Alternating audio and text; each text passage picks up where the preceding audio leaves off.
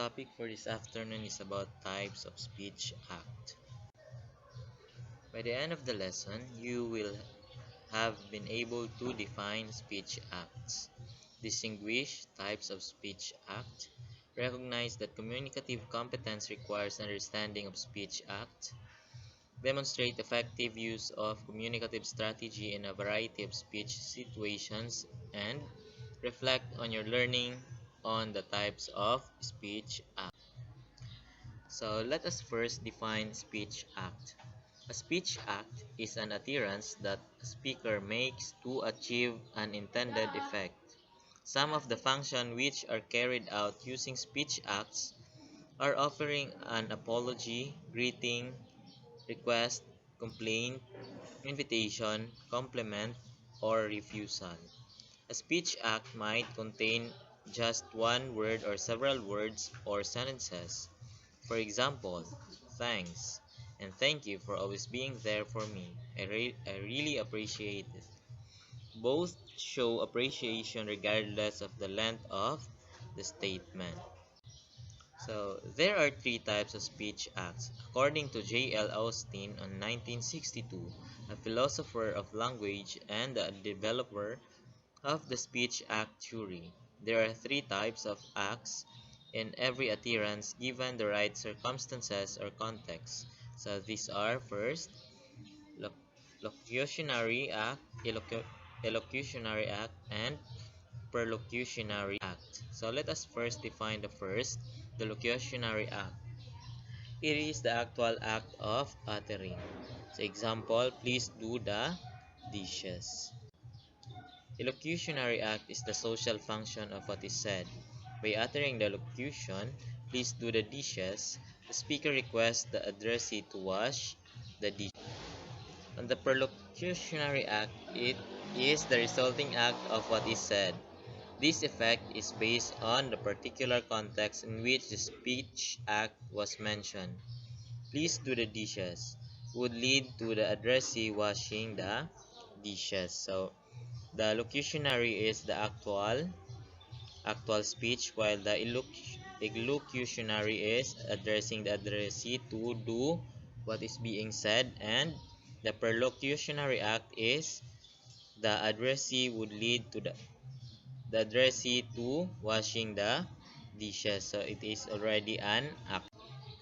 So there are also indirect speech act which occur when there is no direct connection between the forms of the utterance and the intended meaning. They are different in force, example, intention, from the inferred speech act. For example, read the following utterance. Can you pass the rice? Inferred speech act. Do you have the ability to hand over the rice?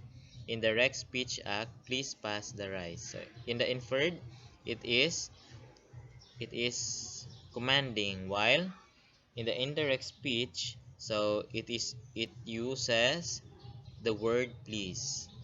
So so while the utterance literally asks the addressee if he or she has the ability to hand a plate of rice, it is actually indirectly requests the addressee to pass the rice to the So performatives.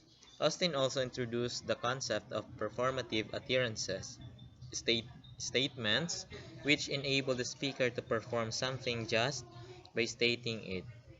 In this manner, verbs that execute the speech act that they intend to effect are called performative. Performative utterance is utterance said by the right person under the right circumstances results in a change in the world. Note that the certain conditions have to be met when making a performative utterances. So example in this statement, please can you, so that those are perfs. For example, the phrase I now pronounce you husband and wife, when uttered by an authorized person such as a judge, will have the actual effect of binding the couple in marriage. However, if the same statement is uttered to the same couple in the same place by someone who is not authorized to marry them, as in the case of the accompanying picture, a robot, then there is no effect whatsoever because condition was not met. So that is the performative defense depends on authorized or unauthorized person who is saying those phrases or sentences. So it makes no sense if the one who the speaker is not authorized.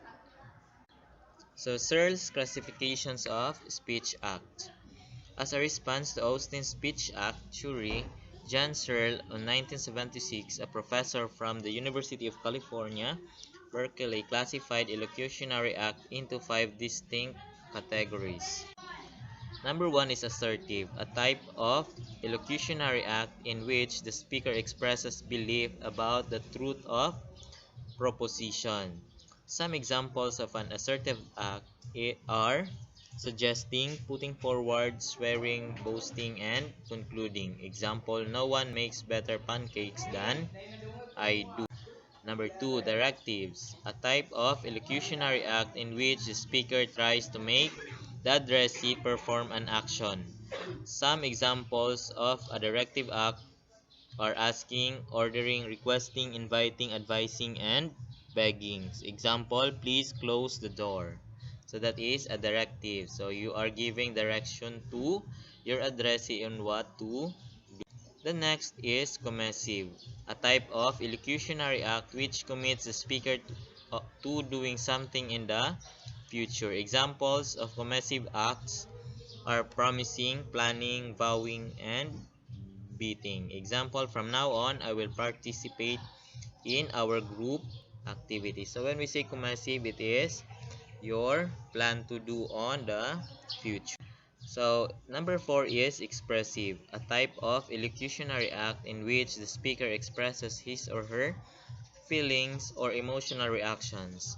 Some examples of an expressive act are thanking, apologizing, welcoming, and deploring. Example, I'm sorry for not helping out in our group projects and letting you do all the work. So you express your feelings or thoughts. So it's either thanking, apologizing, welcoming, and deploring. Number five is a declaration, a type of elocutionary act which brings a change in the external situation. Simply put, declaration bring into existence or cause the state of affairs which they refer to. Some examples of declaration are blessing, firing, baptizing, binding, passing a sentence, and excommunicating. Example, you are fired. By saying that someone is fired, an employer causes or brings about the person's unemployment, thus changing his external situation. So in declaration you are declaring a word. Example, you're fired. So example, you're passing a sentence. So you want the accused one to be sentenced to death.